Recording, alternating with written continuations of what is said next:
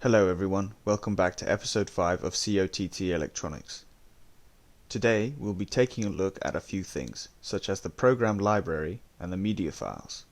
The library is a simple option because it allows you to upload streams of live activities and other videos to give the sense of what is available to the customers. In this instance, as you can see, we have billiard, bowling, and the indoor-outdoor pools on display. All this can be covered in the description and live video, which you can pull from the media files. You can think of the media files as an external hard drive from where you can pull certain files and streams without trouble. You can mount and format multiple external drives when you enter the storage, and you can select which hard drive to pull from the prompt next to the storage, which in this case denotes the current hard drive name, HDD1.